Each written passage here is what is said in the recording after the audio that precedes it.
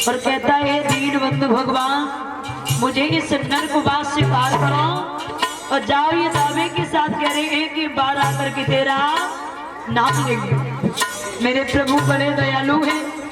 गर्भ में जैसे ही दर्द भरी पुकार सुनी तो पलकी देने की हुआ ऐसा।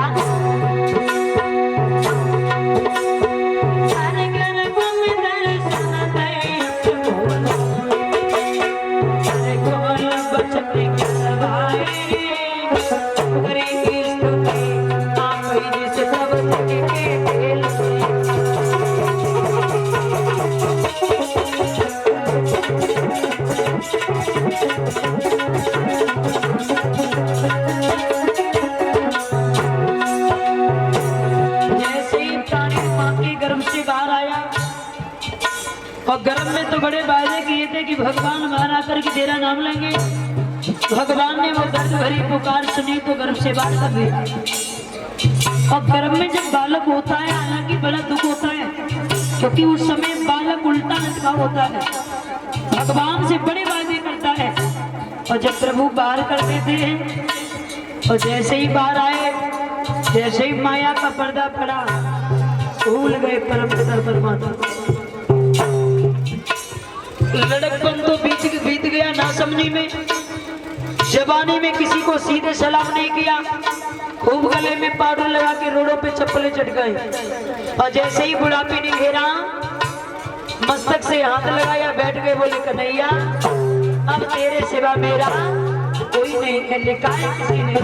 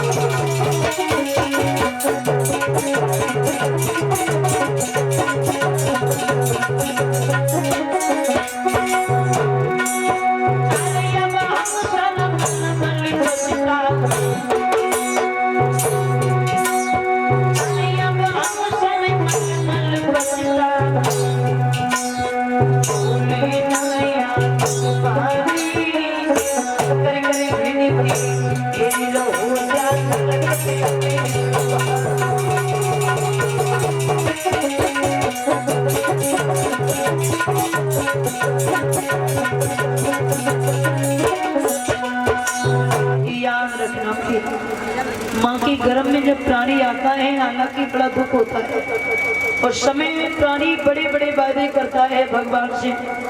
और जब भगवान दर्द भरी पुकार सुनते हैं तो पलकी देर नहीं करते हैं, गर्भ से बाहर जब करते हैं तो देखा है गर्भ से जैसे ही बाहर आए, लड़कपन तो बीत गया ना समझी में, जवानी किसी को जब से जवानी आई सीधे सलाम नहीं किया।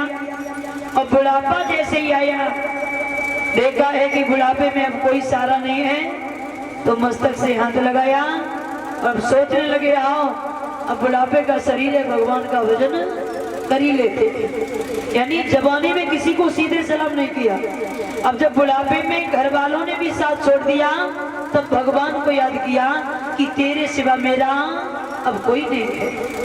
तो मेरे कहने का उद्देश्य है, चाहे लड़कपन हो, चाहे जवानी हो, चाहे बुढ़ापा हो, भगवान से जो वादे किए हैं भगवान का जाप करते रहो।